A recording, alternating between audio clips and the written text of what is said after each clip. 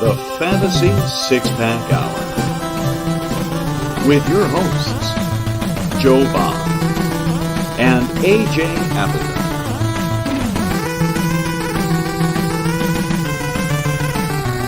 Touchdown!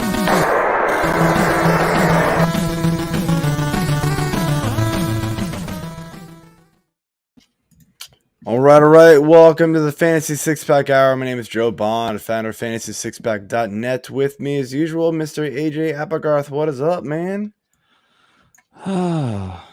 Thankfully, not my daughter anymore. I know. This is like the first time in 6 weeks you've actually had your daughter without the mother-in-law, and you've actually made the show. So I congratulate you on that, man. Yes, it's good work for you. Good work for you. I'm improving. We always like to see progress, guys. We like to see positive regression on this show. Exactly. We talk about it enough. Might as well be able to support it with my own doing as well. So good stuff, man. All right. So tonight, guys, we are watching a Bills and Patriots game that is in the third quarter already, and I believe the score is still 17-7. Yeah, 17-7. Bills and Patriots. Bills are punting right now as they just missed a first down conversion. But anyway, I think Stephon Diggs has a touchdown. Is it Gabe Davis has a touchdown, and then some random dude, Marcus Jones for the Patriots, has their touchdown. Like, okay, some special teamer that played one snap, his first snap of the entire season, caught a little dump off to the side and just took it to the house. So, dude's fast. That's all I know. I watched it. It was like, holy crap. Technically, he's listed on the roster as a cornerback.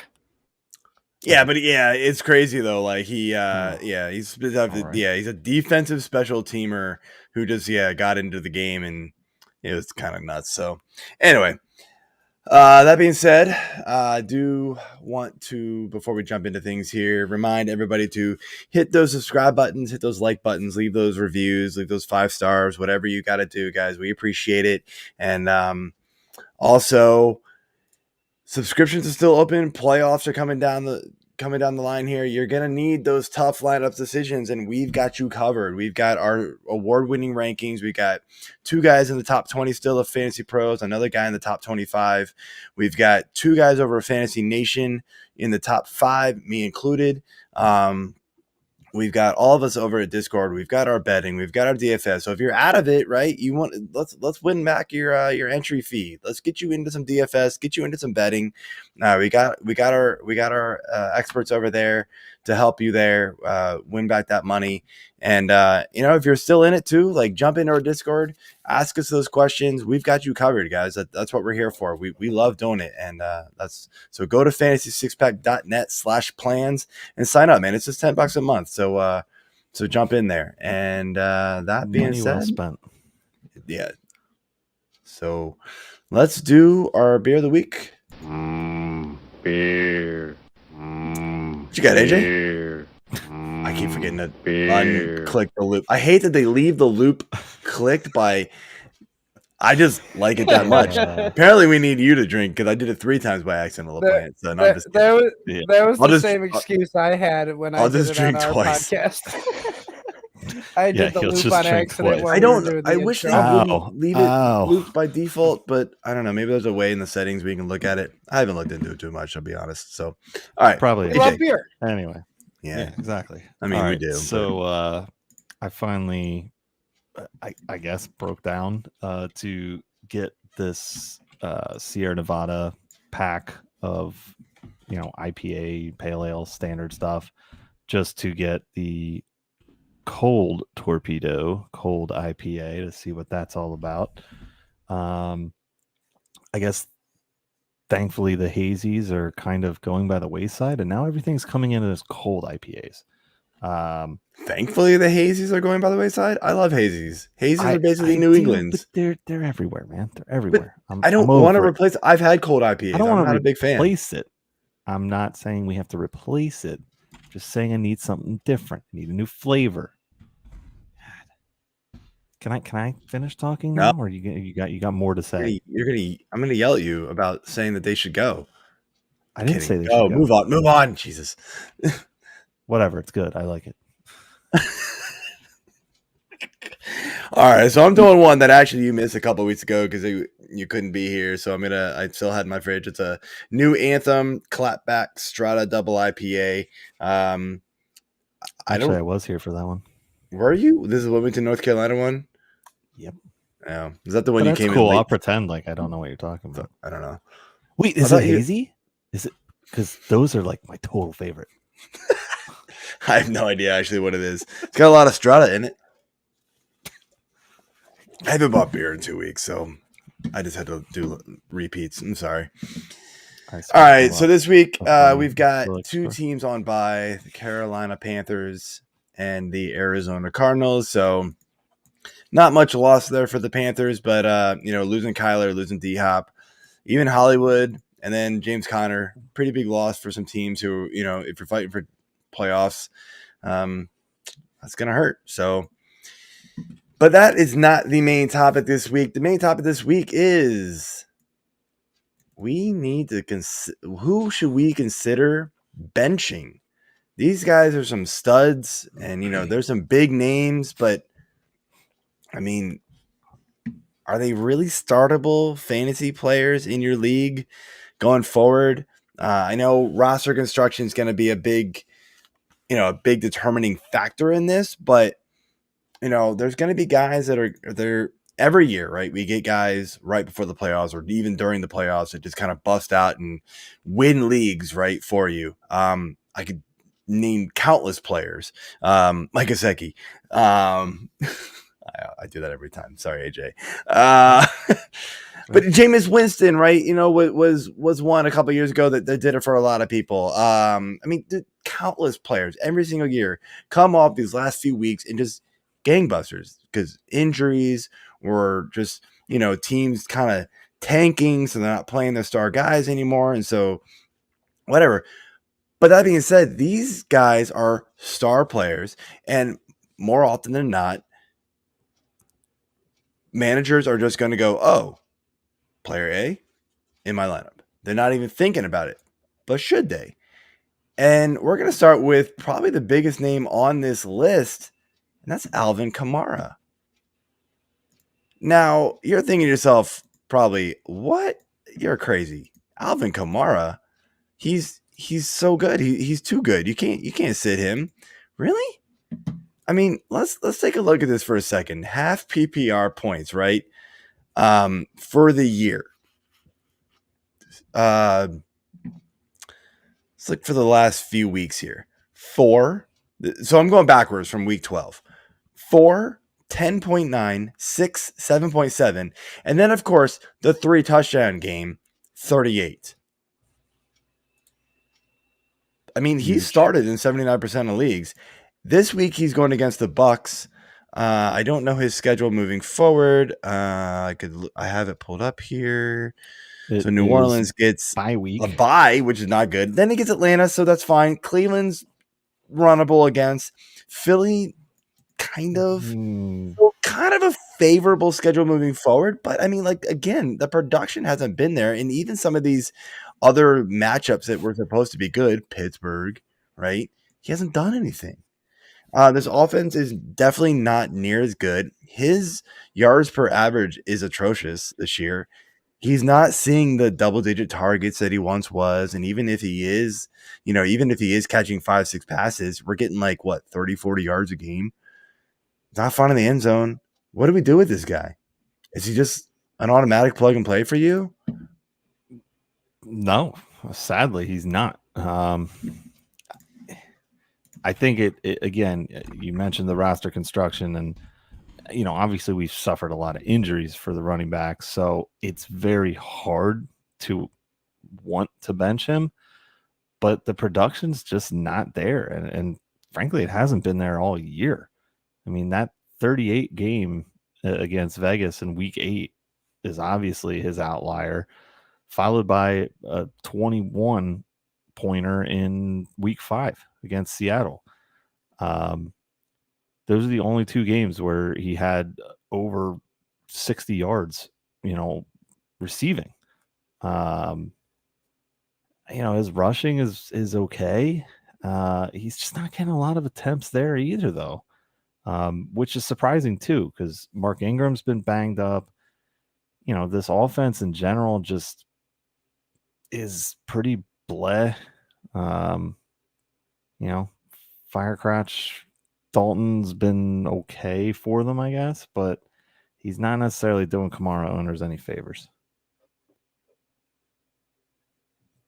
Yeah, it's a tough one, man. Like, I get it. The upside's there, and we saw it, just a few weeks ago, that 3 touchdown game. Like, that's the upside with him.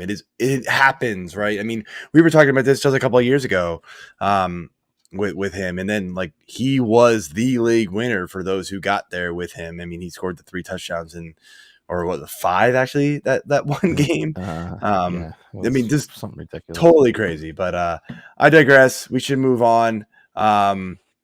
Yeah, and I totally messed up, Mike. This was supposed to be your segment. I was waiting. I was like, I totally botched it. My bad. I was just rolling. Okay.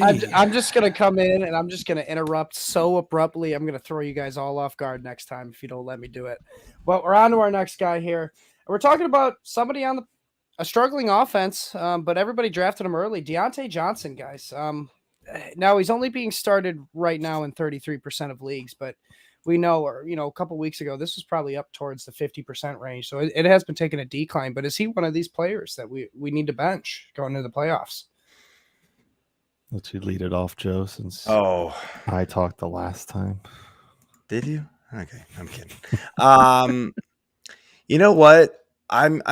He is honestly a guy who's on the fence. He's been kind of hovering around that back end wide receiver 3 range for me the last few weeks in my rankings. But I'll tell you, he's somebody who is still getting a good number of targets, and we're seeing 8 last week, 5 the couple weeks before. I do like where this offense is headed, though. Like, Pickett looks like he's getting a little bit better. Is he an automatic start? Absolutely not. I mean, your roster construction is going to make a big difference in whether or not you're starting him. Hopefully you're able to pick up some guys off the waiver who might be performing more consistently and more better than him and in a better offense. But I don't hate starting him, especially in any sort of PPR formats. He does get Atlanta this week, which is pretty solid. Baltimore, which is beatable. Then Carolina and then Vegas. I mean, and then Baltimore again. Not horrible there for Johnson and even Pickens, right? So are they automatic plug and plays? No. Is it a definitive answer? I get it. No, but I'd be looking to go elsewhere if I could. But there's only going to be probably 30 guys that I'm clearly starting above him, just because after that, I mean, it's all, it's lack of targets, and you're definitely not getting the touchdowns from most of those guys. So yeah, I'm on board with that too. I think the schedule is favorable, especially next week. Baltimore, it's always a really good, close, hard-fought game between Baltimore and Pittsburgh. So it could be lower scoring, especially with, their offense kind of just now starting to gel. But, Najee's been banged up. Warren's been banged up. Pickett's still getting... Warren's supposed to be back this week, so... Yeah, I know. But over time, it's he's been getting... he's on the field. So he's going to be there playing for you. But, next week I'm on board because of the bye week. Finally, the last bye week. But if I have a better option, I'm not hesitating to go after it. Yeah, if you happen to snag some waiver wire darling off the the waiver wire, like maybe a Zay Jones this past week. Yes, who I am in big favor of right now. I mean, I'm definitely in favor of putting him in over a Diontae Johnson type. And so let's move on to another wide receiver that, I mean, I'll take my comeuppance. I was high on him in the preseason. For a but good we gotta reason, man. I'm not gonna give you crap for that. You know, I make fun of you on the side, but dude, I was too. We all were, dude. I admit when I'm wrong here, but we're gonna talk about a whole offense that's struggling, and we're talking about the Denver Broncos and Courtland Sutton, man. Now, like I said, he's actually being started more than Diontae Johnson, believe it or not, at 41%. But I'm sitting here confused on why he isn't at the same percentage or even lower. He should be lower, because as a large shareholder in the Sutton stocks this year, not real happy with that buy. He's just been disappointing, and a lot of it is because of Russell Wilson being disappointing. So it's not necessarily all on Sutton here. I just think that, me included, Mike, speak for yourself, but I feel like you're in the same boat. We jumped on board with this because of Russ coming there, adding what we thought was going to be stability to the quarterback position. Having somebody come in that's used to having good wideouts as their main weapons. And then the Javonte injury happened too. And it's like, oh, well, okay. Melgo's going to be, oh, wait, never mind. He's cut. It's like all these things kept lining up perfectly for Sutton. And he's just been very, very mediocre, and really disappointing based on the higher expectations that I at least had for him. Really kind of been outplayed by Jerry Jeudy, and let's be honest, Jerry Jeudy hasn't even been playing that many games this year with injuries. Yeah, shout out Chuck Bass, called it, bro. You were you were ahead of the curve on the right receiver. So that I will give crap too about Mike, and probably to my own chagrin. Like I was on Jeudy beforehand, and then Mike kept pumping the Sutton love into my head, and I was like, finally bought it to the last second and flipped him in my draft rankings and was like, all right, I mean, you might be right. Jeudy was kind of banged up in the preseason, so I guess I bought it. It was dead wrong. But I mean, it may end up working out because Judy's hurt, so just kind of like fall that way. Yet another good reason. But anyway, it's weird to say, so Sutton has been bad overall this year. Like he's wide receiver 42 in points per game, 6.8 no, that's standard. Sorry, let me switch to half PPR. He is wide receiver 30, 9.2. That's also wrong. God, I suck right now. 42 still, and 9.2 points per game. That said, like over the last 3 games since Jeudy has been hurt, he has been wide receiver 34. So he's hovering right around startable wide receiver range, right? So is he completely off my radar? No. I mean, do you want more from him? Absolutely. Will you take 10.5 points the last 2 weeks out of your probably wide receiver 3 in most leagues? I guess. I would.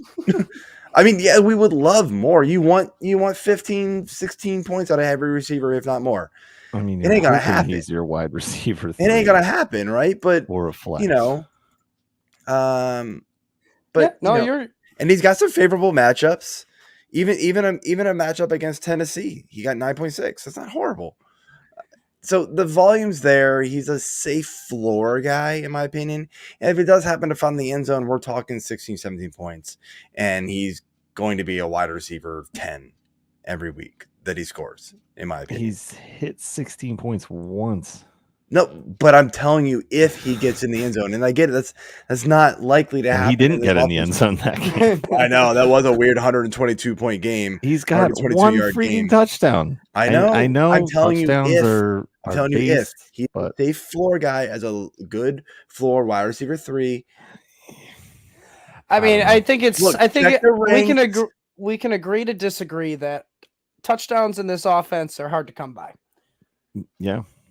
Sadly. So I'm not disagreeing with that at all.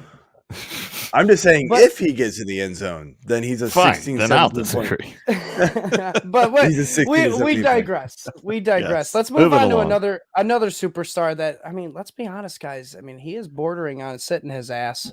But Lamar Jackson of the Baltimore Ravens. I know, Joe, you're hot on this topic, so I'll let you go first with this one. So I'm mad at myself last week because we talked about it on this show. I had him at QB9. And when I did my final rankings on Sunday, total snafu on my part, I compiled the numbers and all the numbers said QB4, and I forgot to go back and do my manual adjustments that I usually do on Lamar. He just slipped my mind, and I left him at QB4 or 5 or whatever it was. Yeah, he finished QB8, so I would have been like right on, basically. So kind of pissed off there, but the point really goes back to the fact that he just has not been a locked in QB1 for the last. I'm trying to go back here. I'm trying to look at it now. The last 3 weeks, he has been QB 13 for the last 3 weeks. The last 3 games played for him, he's been QB 13. And yeah, last week was nice. 23 points, 25 in some leagues, depending on your passing yardage points. But, 15 the week before, 17 the week before that. He's able to run the ball. The problem is no receivers. And yes, Mark Andrews helped him last week. In the passing game, you could definitely tell. Josh Oliver He also didn't help him by dropping a touchdown. Right. I know. But, so maybe there's a silver lining that, Mark Andrews is back. And so we hope that, he helps out and, he knocked the rust off last week or whatever you want to call it. And so all is going to be good with that. But they have 0 receivers they can trust. I mean, Devin Duvernay is falling off the wayside. We're talking about Demarcus Robinson now as being the guy. Like Deshaun Jackson is the ones let's be real. AJ over here knows exactly what we're talking about with Deshaun Jackson. Like, come on, we called it, right? The very and it first sucks because I have his jersey when he was with the Birds. I loved the draft pick when it happened. I don't know, what was it, like 18 years ago? I know, right? I mean, well, it was fine, but but he comes in for one game and fully hypes 3 himself plays up and immediately gets injured. And it's immediately gets hurt. That's who he is right now. And Lamar, he made a great play. Yeah, but I'll tell you what, though, like also here's the problem with the Ravens, and I wrote about them in my Bonds Banter article this past week, and I've said it every week. They do it right. They had another multiple point lead going into the fourth quarter, or in the fourth quarter. They blew it again. They have now blown 3 of those, by the way, tied for the most in NFL history. They're going to do 4. I almost guarantee it, because they don't have a closer. They don't have a running back that can close. Teams are just targeting. They're not targeting, but they're just keying in on Lamar for running. And they know, just cover the deep ball, let him dump it underneath. He doesn't have the guys who can like catch and run. It just doesn't work. This team isn't built to win close games. That's nice and on all, but I agree with a lot of the points on Lamar. And I also didn't say whether or not to start or sit Lamar. I think he's, sorry to say, but yeah, I think he's mostly startable because you probably drafted him really high and you probably didn't go out and get like a Geno. But even then, Geno's kind of the same type of guy. He's hit or miss. You would have had to have like completely like hammered quarterback, which probably means you're not have a very good team in order to not play Lamar. Yeah. That being said, he's not ranked as high in my rankings every week going forward until he proves me wrong as some others. Now, like you, I kind of jumped on board last week with him being lower, and I ended up starting a worse option in Jimmy Garoppolo in one league. Ouch. Sorry. Yeah. But whatever. It was what it was. It didn't make a difference in the outcome of the matchup. I would have lost anyways. So that was not matter. That was I did not have Jimmy G ranked ahead of him in my rankings, even if I had Lamar at 9, just to let you know. Yeah. No, so I know that. You. Yeah. Oh, I'll own it. That's fine. I live and die by my stupid picks that I will blame on you for talking me out of Lamar last week. But all that said, yes, they have not had a good running game because Dobbins has been injured. Dobbins has been cleared to practice. He could be coming back. I don't know if he'll be back this week. Most likely not back this week. Yeah, I would picture next week would be best case scenario. Gus Edwards has been injured. Drake's been up and down. So there hasn't been that running game for him to fall back on. Mark Andrews has been injured. We already know that Baltimore's receivers are what they are and probably will continue to be that forever. They don't put a lot of stock in receivers, and Lamar is not a throwing quarterback. Yeah, it's a run first offense with a run first quarterback. So I'm fine moving on from him, but it is hard to do. It's one of those situations where, and I'm sorry to cut you off, but it's one of those situations where if a Justin Fields is healthy, and you got him somehow off the waiver wire, I'm starting Justin Fields over Lamar Jackson moving forward. Yeah. I mean, it's Joe, you're muted, just so you know. Sorry, I don't have Fields ranked right now because we don't know, but that would be a close call from me. It's right there, but we're gonna move on here because we digressed. We got another quarterback here, but it's gonna be after this next player. Guys, I need your help. Talk me out of sitting Christian McCaffrey. I mean, coming off a bad game. I mean, he's banged up now. He's getting limited practices. Talk me out of sitting his ass. So this one's going to be easy for me. Sorry, AJ, I'm going to cut you off and just take this one and be done. Christian McCaffrey with Elijah Mitchell banged up, like Jordan Mason, Tyrion Davis-Price, I don't care about them really. And then they're saying, Christian McCaffrey dodged a bullet with his injury and so whatever. So like, you can't sit CMC. We saw what he did without Mitchell earlier, and I get it. Like he's been not efficient, but you cannot sit a guy who's probably going to get 80% of the touches in a Shanahan run first offense, especially a CMC type caliber talent. I mean, I'm still starting CMC if he's healthy and playing. So, all right. No, I needed some persuasion here, and you guys are the ones that can persuade me. Yeah. All right, so we'll move on to our.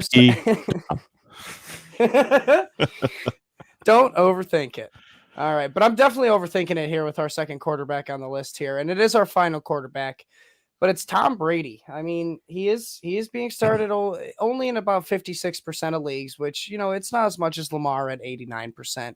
But we are talking about an offense that's been struggling, a quarterback that's been struggling. And, I mean, they are kind of getting back on pace here. But, I mean, I'm not feeling very confident, guys. I mean, tell me about Tom.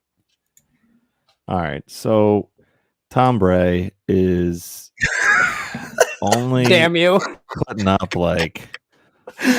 For those who don't know, Mike accidentally typed in Tom Brady in our show notes, so this is the dig at him. So just so everybody isn't like completely just been like, what do you think? I hope there's a typo on his jersey this Sunday and it comes out as Tom Brady.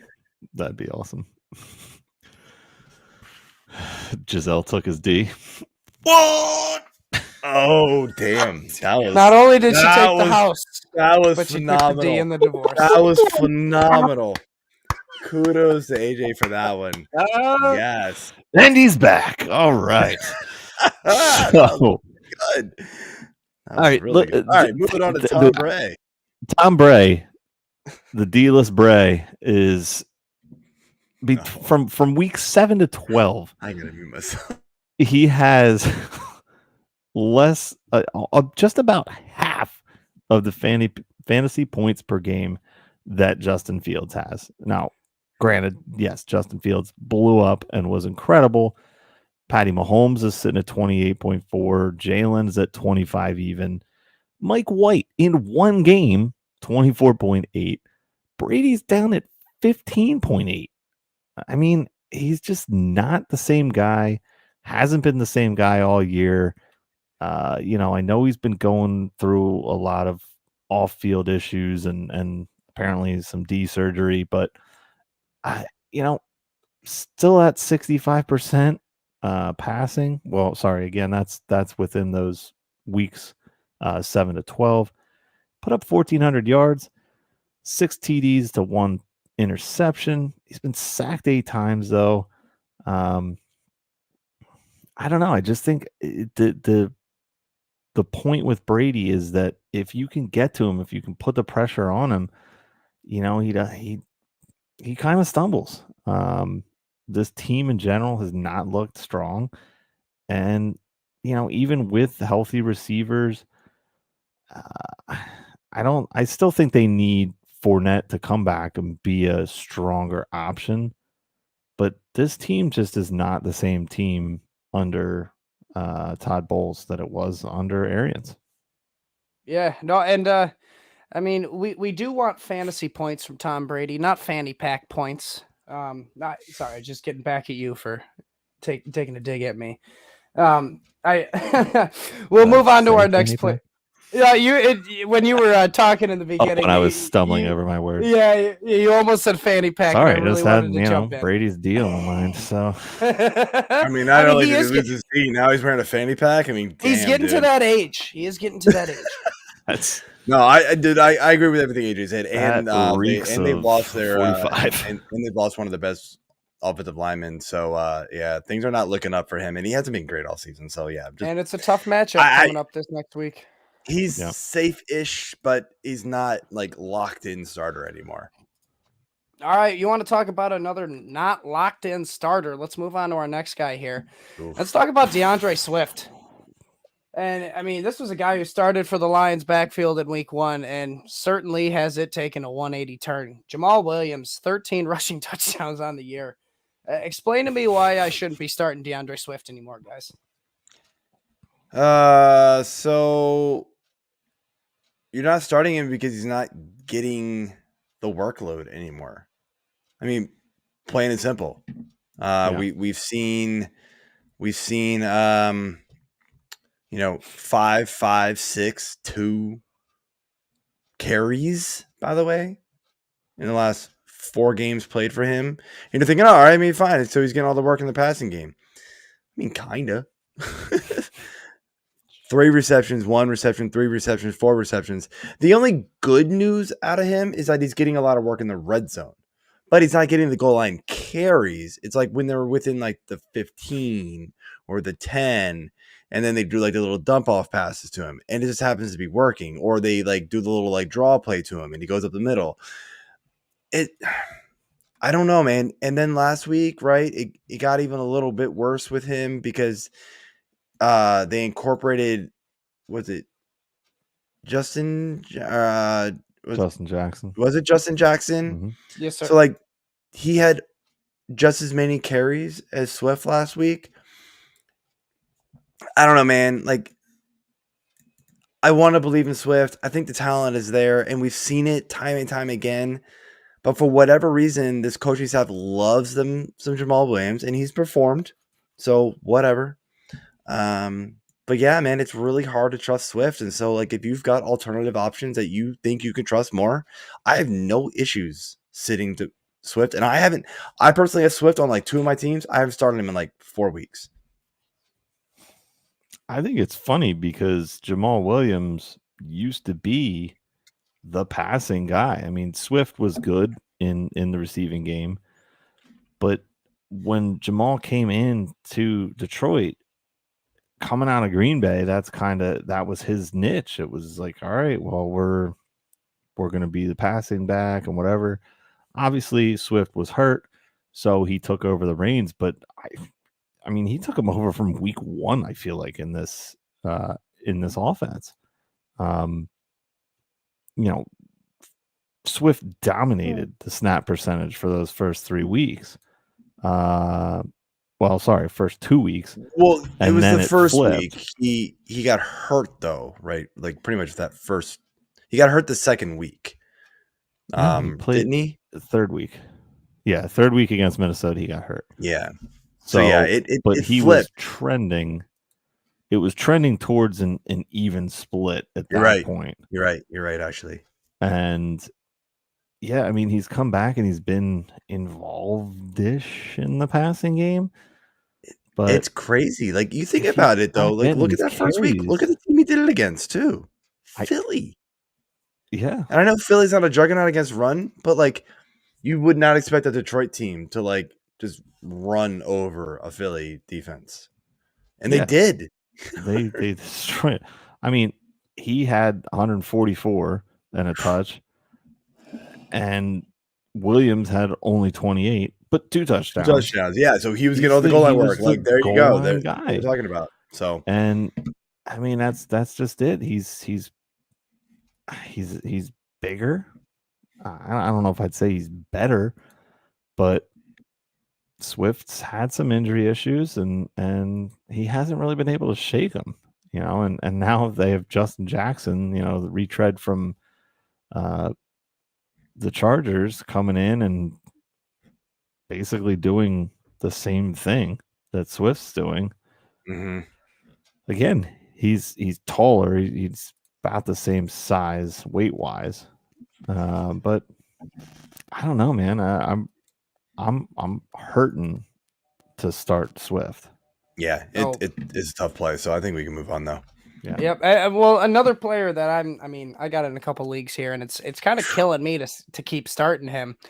But it's somebody who got their coach fired midseason, and we got Jeff Saturday, the new coach here. We got Michael Pittman of the Indianapolis Colts, guys, starting in 74% of leagues. I mean, and let's be honest, the past couple weeks since Jeff Saturday and a little bit before that, it's been pretty abysmal. So talk me into why you think I should start him or why you think I should bench his ass. Do you want it, AJ? Matt Ryan. Wait, is that a good thing or a bad thing? I inflected a question mark at the end of his name, right? So, he was good for. Who's fucking with the teleprompter? I was gonna say, who are you? Jeff Saturday? Yeah. Pittman's just been too inconsistent, and I don't think that's all necessarily to blame on Matt Ryan. Ryan's past his prime, but I don't know. Ryan's past his prime and he sucks.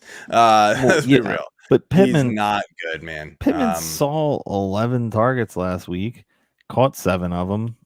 But they're 61 yards? Like, okay, cool. He got the touchdown. A lot of them are not catchable passes, man. They're all, if you watch the game, they're contested passes. And some of them he probably should have caught, but it's not good, man. Like, it's just not good there.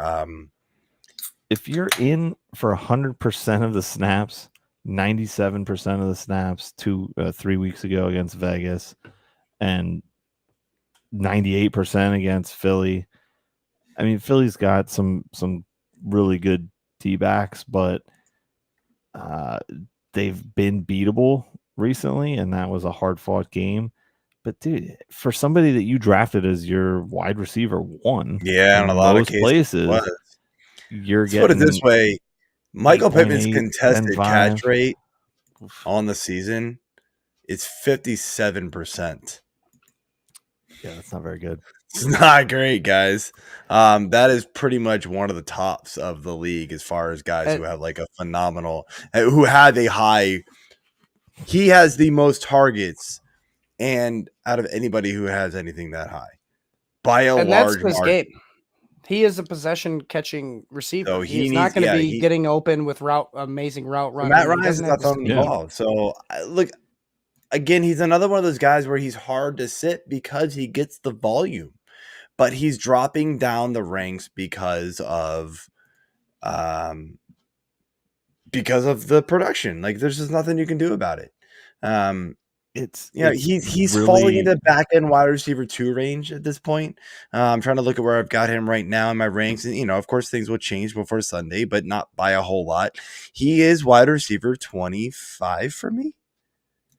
So yeah, he's. I mean, it's against Dallas. It's a defense. I mean, he's going to get Diggs a lot, which I get is beatable. Tougher matchup, but also to be locked down too. Yeah. I mean, but yeah, so I get it. There's lots of guys who you can play over Pittman at this point. So just be smart about it. But yeah, he's not a locked in guy anymore. So I totally get it. And this next guy isn't either, and he hasn't been all year. I was just gonna say, is this next guy? I mean, I'm kind of curious of who you'd want to start between these two. But the next guy, we'll move on. Adam Thielen of the Minnesota Vikings, and I know we got he's dealing with Justin Jefferson, and he's the guy there. Right? But you also got T.J. Hawkinson, and ever since Hawkinson's come in, Adam Thielen's kind of taken a hit to his fantasy value. Now he's being started in only 48% of leagues, so it is a significant difference than Michael Pittman. But tell me why it should be lower. Or it should be higher. The look on your face told me different. It's tough, man. So I think Thielen's definitely matchup dependent at this point. So he isn't like an automatic. He's definitely not an automatic start. You're right. As soon as TJ Hawkinson got there, Thielen's targets have been there, but for some reason, the production and the touchdowns have obviously dropped off. That's been the biggest thing with him. And Twitter is going to go wild after this year. I know it. Because everybody's like, oh, he can't keep these touchdown rates up. Well, this is the one year he finally did. Yeah. So it is what it is. I still think Thielen's a great player. We saw it last week. He caught 9 of 10 targets against New England of all teams. Right? I mean, this is a pretty good New England defense still. So he did it. So did Jefferson.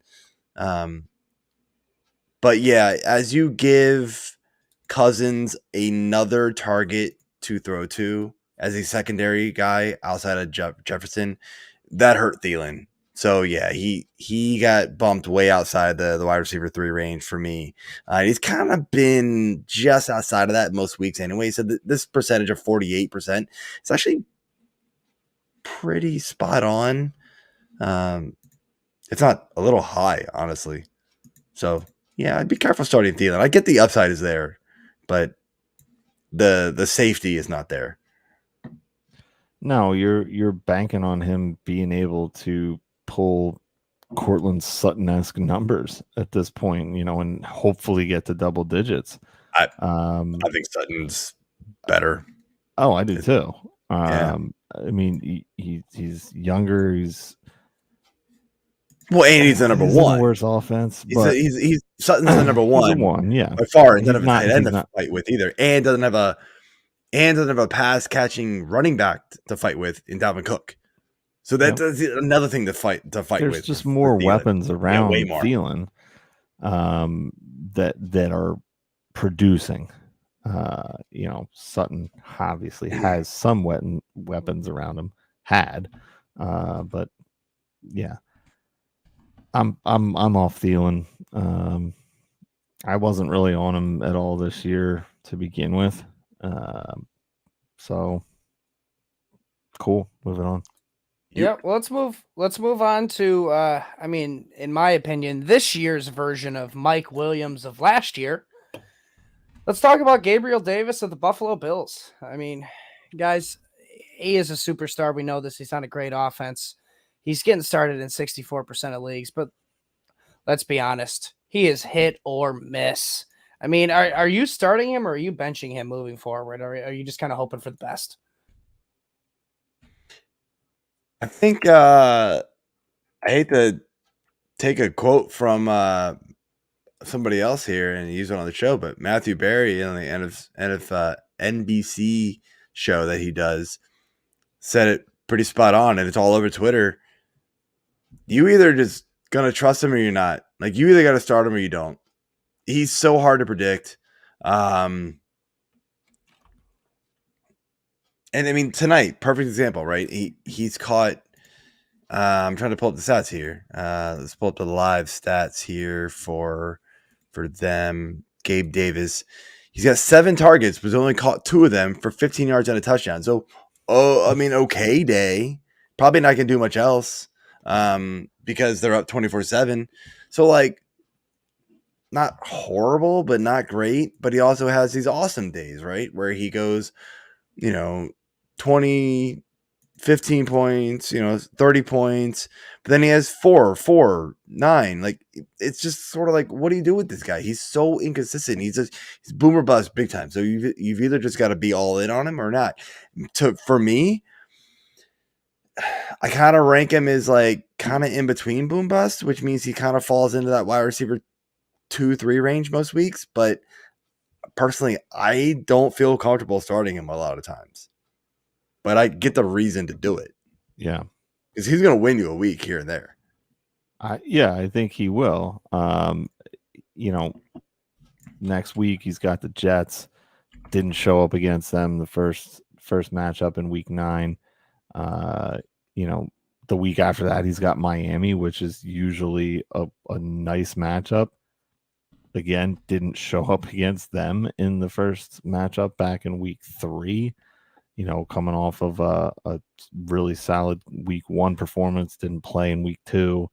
So maybe that had something to do with it. But yeah, Mike Williams of 2022 is a great analogy. I mean, that's exactly what he is. He's just he might even be more Mike Williams than Mike Williams was last year. Yeah, I think Mike Williams was good last year, especially in the beginning. But like Mike Williams had a couple weeks of consistency. Like Gabe Davis, it's a roller coaster ride. You're up, you're down, you're up, you're down. Yeah, it's pretty brutal. Yeah. But let's move on to our next, and we're going to lump these 2 guys together, and I'm going to give Joe 1, and I'm going to give AJ 1. We'll let AJ go first here since Joe just talked last. All right. But AJ, first we're going to talk about you with Cordarrelle Patterson, started in 47% of leagues, and then after that we're going to move on with Dameon Pierce being started in 66% of leagues for Joe. Go ahead, AJ. I was hoping to get the Dameon Pierce. Dameon Pierce, then I don't care. Yeah. All right, go ahead. Yeah. I actually have him in a couple of leagues. Me too. I don't have Patterson anywhere, but flip flop either. But we'll leave take what you Joe want. We'll leave Joe to improvise. Yeah. So Pierce, I mean, he's been steady Eddie with the performance and whatnot. Again, this is a really bad team that he's on, but he's been able to find a way to consistently put up decent points, but he's not getting in the end zone. I mean, hell, the team is not getting in the end zone. So that really hurts his value for me, and I've had a hard time putting him in my roster or rosters the past couple of weeks. Just being able to have, a better flex option or whatnot. I'm off of Pierce right now. And it sucks because he's become a touchdown dependent kind of guy in this offense. I feel like if you had him and were able to trade him and get good value back for him, non-dynasty, obviously, kudos to you. I should have done the same, but didn't want to pull the trigger. I was kind of hopeful on him turning things around, and he just hasn't. So I'm off Pierce. And I'll add in there. I'm going to continue to be off Pierce if Lovie Smith is going to continue to start Kyle Allen. Yeah. That doesn't help. I will say this also, like, real quick, just Dameon Pierce is very game script dependent, and we knew this going into the year. We knew this, like, even after the first week. Like, we saw week 1, right? They got down behind from Indy, and it was all Rex Burkhead. And then it was like, oh, they kind of kept the games close. They either had the lead, but the last couple of weeks they got behind real quick against Washington, and then the Miami game was atrocious, right? It was just like, and so they have to go. He does not catch anything. He's barely targeted, right? I know he saw 6 targets last week, but that's not his game. That's not Dameon Pierce's game. That's Rex Burkhead. That's Ogunbowale. That's whoever is there, right? That's not Pierce. So that's going to be his game. And I think defenses are targeting Pierce at this point because he's really the only guy there. A guy that we were going to talk about who took off the list was Brady Cooks. He's another guy who hard to trust in this offense, especially with Kyle Allen there. And even with Davis Mills, it wasn't working. So the second guy here, Cordarrelle Patterson, I'm going to do 30 seconds here real quick. Patterson off my list as far as a must start. He isn't being used right now. And then, it's him and Algier splitting the carries workload. Patterson's getting a little more involved in the passing game. Like we actually saw his first 3 touches last week, or 3 of his first touches were actually catches downfield. Actually, I saw, which was surprising. So maybe there's something there, but again, Mariota's game isn't, and Atlanta's game isn't the pass downfield. So Patterson catching passes downfield isn't something you can rely on.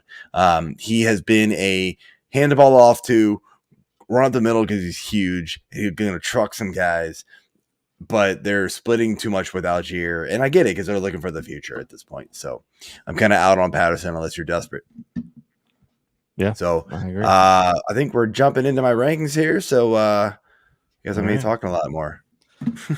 Okay. So we'll start off with the QBs here. And this is Mr. Deshaun Watson's first week back to football since January of 2021. You got him ranked all the way up at QB 10 against his old team Houston, who we just talked about, who is atrocious.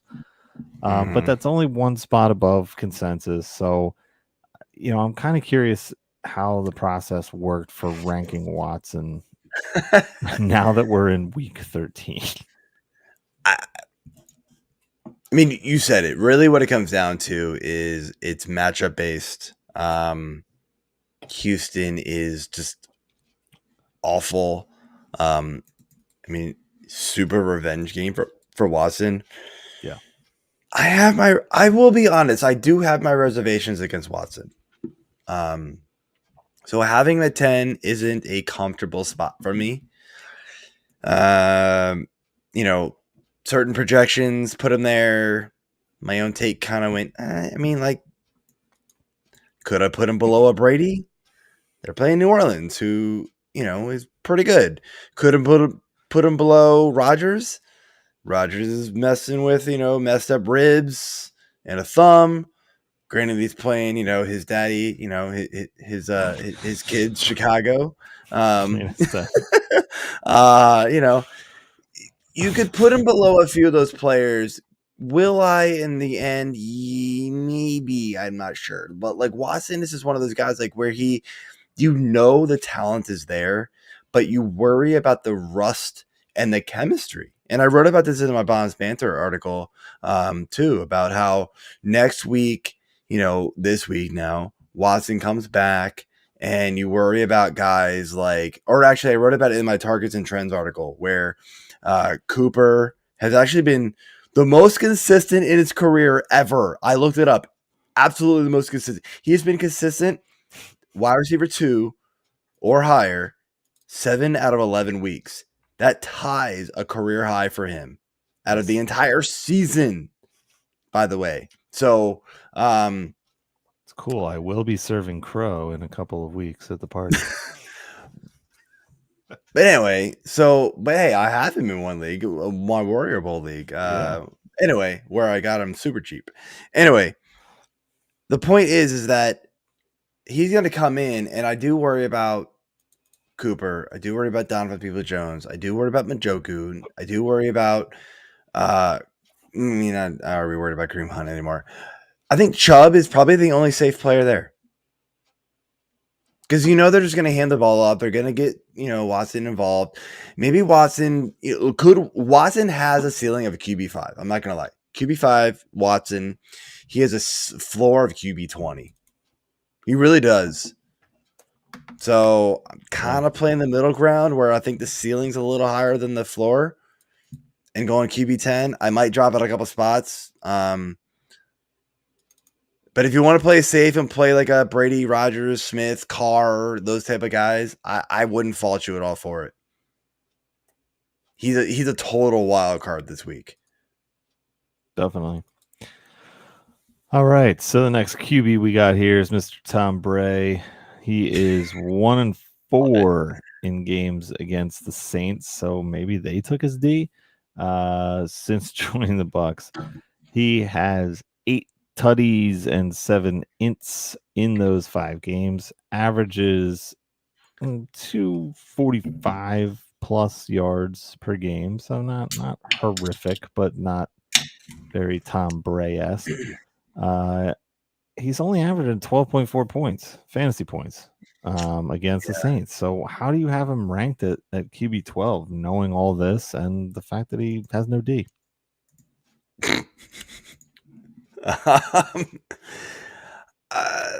It's stuck in the fanny pack. It is. I mean,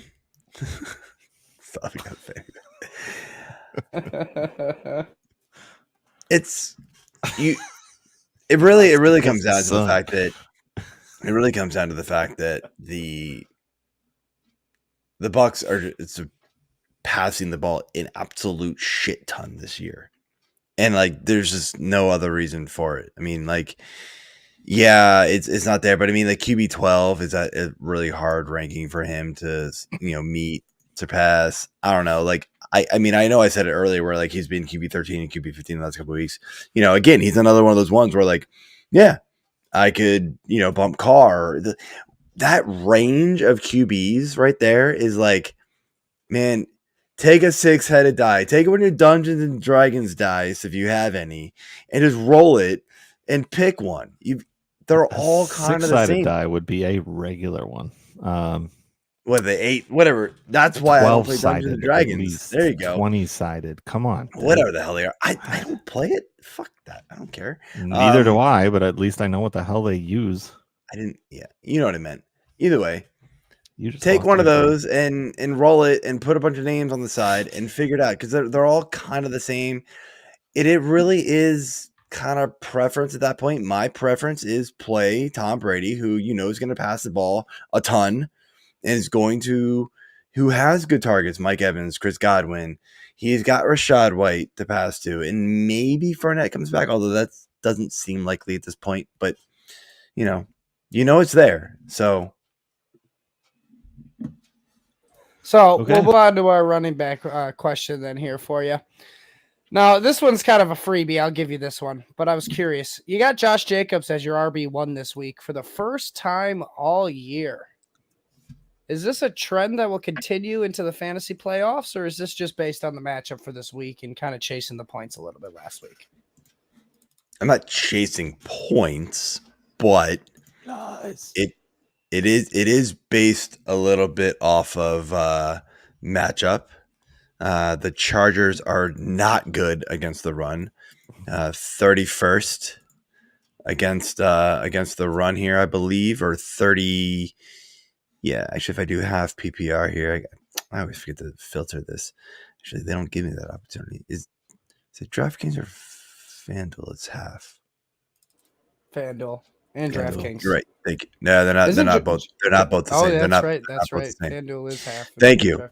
So anyway, the Chargers are 29th against running backs as far as points allowed, and 25.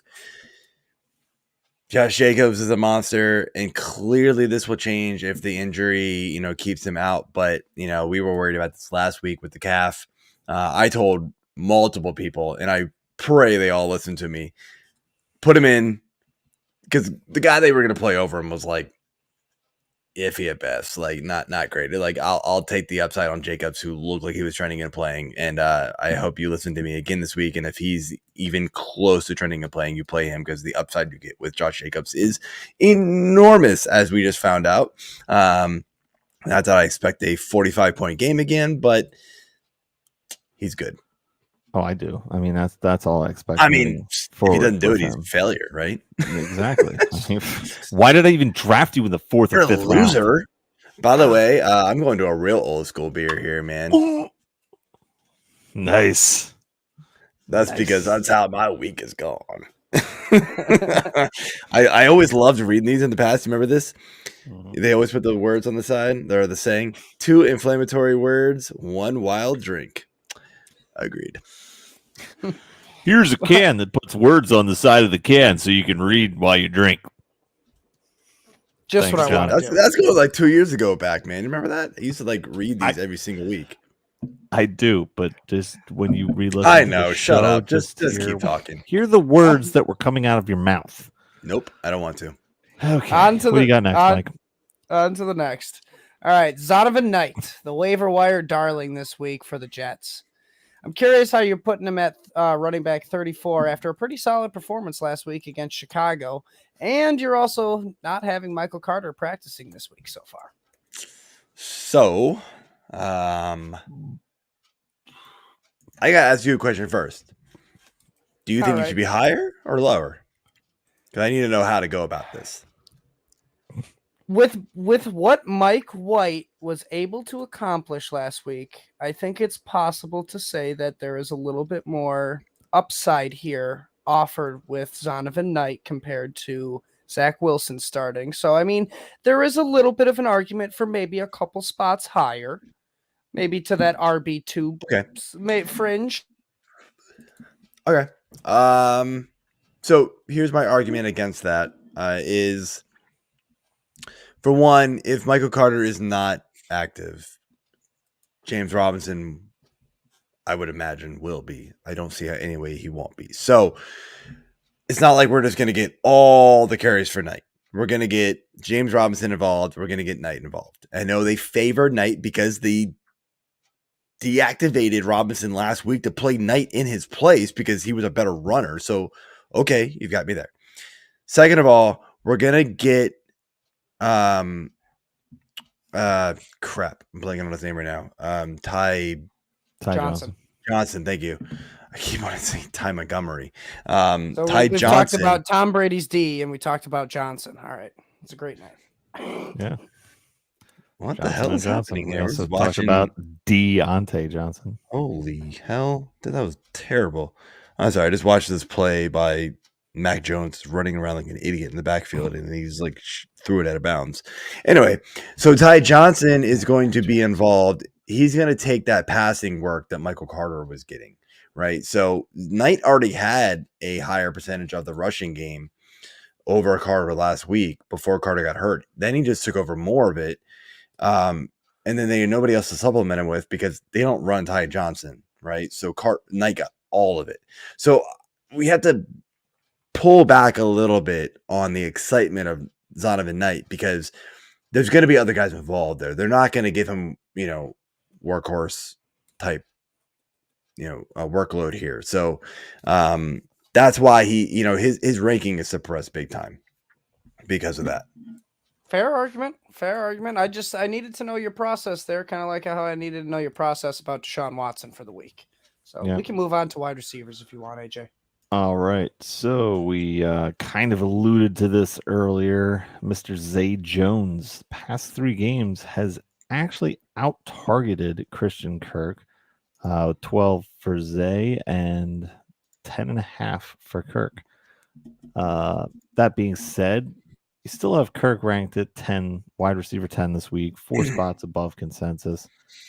I mean, shouldn't you be wanting to knock him down a little? Or are you confident these targets are going to even out? I don't care about the targets. I care about the matchup this week. And did anybody see what Isaiah McKenzie did last week against Detroit in the slot?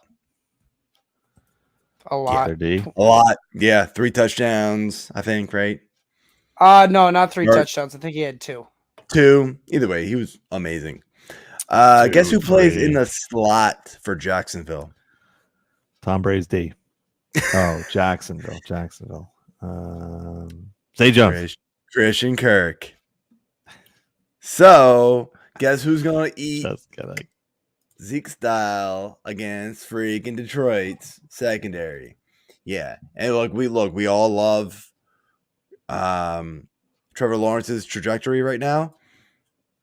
This is Christian Kirk's week, man.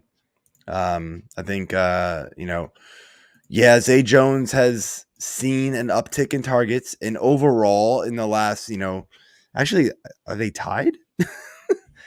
5, 12, and 9, or 9, 12, and 9, 5, 10, and 14. Actually, I think Kirk is slightly ahead of him still as far as targets. But either way, it's close. I get it. Jones is seeing an uptick in targets. This is still Kirk. Like, Kirk's still the guy, in my opinion. So, and especially in this matchup, all in. He will be in a lot of DFS lineups for mine. I guarantee it. Yeah. Plus, Zay Jones currently questionable with chest issue, but I think he'll be fine. Sure, he'll be playing. Yep. All right. Moving on. Yeah. Christian Watson. You've got it. Wide receiver 23.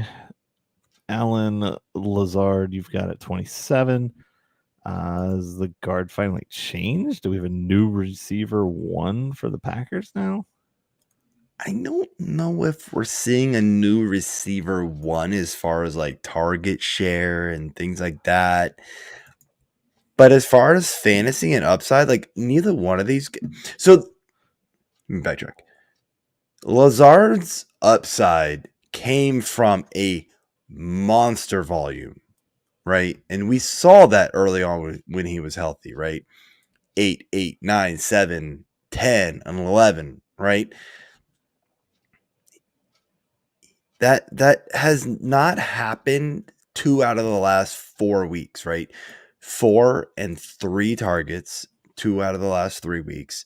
And then you're seeing Watson be able to do crazy things with the ball, like when he gets it, right? I mean, even with Jordan Love, he caught that little ball over the middle.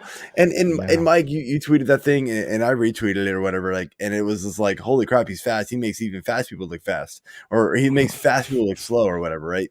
It was like, that dude is crazy talented when he has the ball in his hands. He just actually has to catch the ball. So that's Christian Watson. But Lazard's stock drops quite a bit if he's not seeing the volume. And if Rodgers and or Love decides that, they need to pepper the ball around a little bit more, then Lazard's not going to have that upside. Like, that's the thing that kept Lazard in the game, was we all thought he was going to get all the volume, all those little back shoulder passes for touchdowns and things like that, because he had that chemistry with Rodgers. But Rodgers is apparently starting to trust some other guys, so it drops him a little bit. It took him a while. It did take him a while. Absolutely. What are we in, week 13? So yeah, Devontae's still not coming back, bro. Gotta move on. You shut your mouth. Wide receiver 1 this week, by the way. I saw that. Not for the Packers. All right, we'll move on to our one tight end question here then. Dalton Schultz at tight end 6. After his rough start to the season, with the injury with the PCL, I mean, is he back to an every week tight end 1 again? I think so. I didn't think it was going to happen. I'll be honest. I really did not. But some of that is the state of the tight end position right now. It is so bad. But he's also played very well with Dak returning. We've seen games of tight end 9, tight end 3, tight end 1, and then a tight end 21 mixed in there. But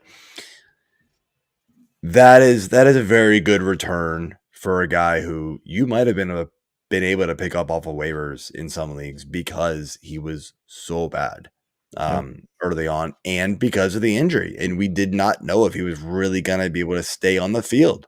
I didn't think it was going to be able to. We're talking about week 3, he was hurt. Week 4 and 5, barely played. Didn't play week 6. Came back week 7, was kind of limited, but okay. I kind of thought like, okay, this injury is just going to linger forever. I'll be honest, I was stupid. I dropped him in one league in like week 5. Was like, he's done. This guy's out, and he's hurting me bad because I'm starting like Taysom Hill in that league for a tight end. Like it's, and I mean, I've dropped. I think I've dropped Taysom since then, but it's one of those like, I'm starting crap at tight end at this point. So it is what it is, right? Yeah. That's what that is. But yes, very, very bad. Dalton I like Schultz hearing that. It's probably a very, very starvable tight end the rest of the year. It's always nice to find a silver lining in the shit wasteland of the tight end position. Yeah. All right. Let's rip through the injuries here and to finish things off. And so I'll start with the quarterbacks and running backs, and you can close it out, AJ. So Justin Fields, questionable with that shoulder. He got in a full practice today. So very interesting there. Aaron Rodgers dealing with the, as I alluded to, the thumb and the rib injury, limited practice. But Aaron Rodgers is saying he's going to play. We'll see. Running backs, J.K. Dobbins on the IR with that knee injury. He has practiced 2 days in a row. However, they're saying he's not expected to be activated before Sunday, so it could be another Gus Edwards week. Joe Mixon is still dealing with the concussion, limited practice. Aaron Jones with shin and glute injuries, limited practice. I expect him to play, though. AJ Dillon, quads. I mean, we know he's got big ones, but I mean, Jesus. Limited practice. I mean, like, they got to hurt when they're that big, right? Sorry, that was grab that part. ETN. Travis Etienne with that foot that held him out most of the game last week. They said he could have gone in, but didn't, and that pissed off every fantasy manager in the world who had him, me included. Limited practice. Jarrett McKinnon, questionable with a hamstring injury, didn't practice today, so that could be even bigger for Isaiah Pacheco, by the way. Josh Jacobs, as we mentioned earlier, with the calf injury. Raheem Mostert.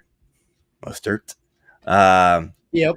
As you guys always want to call me out when I make the bad spelling injuries, I'm going to do the same. Yep. Anyway, knee injury, limited practice. They're very unsure if he's going to play, but he is trending up. But, obviously, if he's not, Jeff Wilson's in line to have a big workload, but that obviously doesn't always mean a great thing. As we mentioned, as we saw last week, he did not perform very well. Michael Carter, questionable with the ankle injury, did not practice, as we've already mentioned before. Najee Harris dealing with an oblique abdomen injury, didn't practice. So Jalen Warren, Benny Snell, McFarland, those guys will be in line for a larger workload. If Warren plays, I believe he would be the guy that you would want to play. If he doesn't, I think it's Snell. Although I think Snell could be in line for a little bit of work, even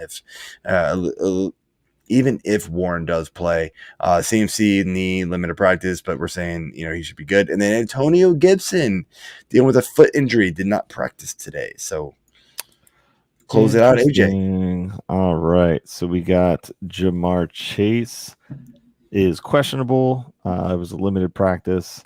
He's planning on coming back this week. We'll see what the trainers and everybody else says, so keep an eye on that. Michael Gallup is questionable with an illness. He did not practice. Jerry Jeudy is questionable with an ankle, did not practice. KJ Hamler has already been ruled out with a hamstring issue. Brandon Cooks is questionable with a calf. He was a limited practice, but it's Houston. Zay Jones, who I already mentioned, questionable with a chest, limited practice. Kadarius Toney is questionable with a hamstring, limited practice. He will be questionable for the rest of the season. Mike Williams, questionable with an ankle, did not practice. Devonta Smith is questionable with a groin issue and was a limited practice. Not sure if it matters because this weekend is AJ Brown, SZN. Traylon Burks is questionable with an illness, did not practice. And Deebo Samuel, questionable with the Saquads did not practice. They're big ones as well. So what's up with this? Can I ask you real quick? Like, I know we talked about guys. Like, are we, comfortable starting and not starting? We did not mention Debo, and for good reason, because he's a monster. Like when he actually is like healthy and on the field, but his startable percentage right now is 86%. He also hasn't been super consistent. Like, I don't know what to do with this guy, and maybe the injuries have held him back. Maybe the CMC signing has held him back. But like honestly, outside of that, like he had a big week 11, but I mean week 7, 6.9, then he missed a week, then he has 6.1, 5.8 last week. I mean, he was good to start the year, like consistent good, but not like monster lights out good. Does he have the upside now still for you to where it's like, oh, he's automatic start, or is it like, I don't know anymore? Because Ayuk has really taken a lot away, I feel like, too. He's a tough one for me. I really like the matchup this week. Yeah. Me too. So I got to rank it'd be hard, pretty high, but not as high as I used to. Ayuk is still very touchdown dependent. But this could be the week, another week where he finds the end zone multiple times against this Miami team. So I'm kind of waiting to see with Debo, see what happens, with this injury. But if it's still kind of iffy coming in Saturday, Sunday, I might be looking elsewhere, dude. Yeah, it is tough. So before we finish off here with the tight ends, and I know we only have one tight end injury because Kyle Pitts is done for the year, so we don't have to mention that one anymore. We do have a question from Edward Zhang here. Yo, start one full PPR: Kamara, White, Swift, Robinson, Zeke, or Bam Knight. Love that. This one's tough, man. I'm not gonna lie. I think I'm going Rachaad White. As crazy as that sounds, I know everybody wants to just automatically go Kamara, and that's what we talked about. No, but it's so tough, man. He's not even getting the locked in target share there. I get that most rankings are going to have Kamara higher, but I think White is involved enough in the passing game that he's worth it, man. The only problem is Fournette did return to practice today. That's the thing holding it back. I mean, I like Swift's matchup against Jacksonville. They're kind of deadbeats at this point. Open, but yeah, I mean, I think I would be like a 1A, 1B with Swift and White personally. I know it's a bold call, man. If you want to play safe, you go Kamara, but that matchup is tough. White. I mean, Robinson against could be the ones interesting isn't the Giants matchup either. I can't. But he's just not getting. He's not getting a lot of. He's not getting passes. Yeah. Zeke's not getting the PPR work either. Bam Knight, no, that's an out. Swift is definitely a no. He's not getting even the close to the workload. It's between White and Kamara. The bold call is White. The safe play is Kamara. So, but again, we mentioned this earlier in the show. Kamara is not getting it done. So, what are you gonna do? All right, close it out here with a one tight end injury we got, and then we'll all right. Hokey high is now low. Logan Thomas, questionable with a rib injury, or for the last 3 years. Well, yeah, whatever, all of the above. Limited practice today, so if you're resting your week 13 on Logan Thomas as your tight end, I don't know many people that are. That's a bad move. Yeah. Yeah, I don't think a lot of people are rostering Logan Thomas anymore. In fact, look at our list here. I'm just kind of curious on this. 9% rostered and 4% started. So no, this one's pretty irrelevant. 9 times he's been owned. So yeah. Moving on. Excuse me. All right, guys. Thank you for tuning in, and hope you enjoyed it. Game was 24-10, Buffalo over New England, and yeah, we didn't get our questions. We didn't get our Bob Dole questions this week. I'm kind of sad. I don't know where. Maybe he didn't make the playoffs, or he's out. I don't know. Hope he's feeling okay. We usually get Bob Dole questions. But anyway. Good luck in week 13. Hope you guys make the playoffs. Hit those subscribe and like buttons and follow us wherever you listen and watch us. Good night, and we will check you out. And hope you all check us out next week. Peace. Later.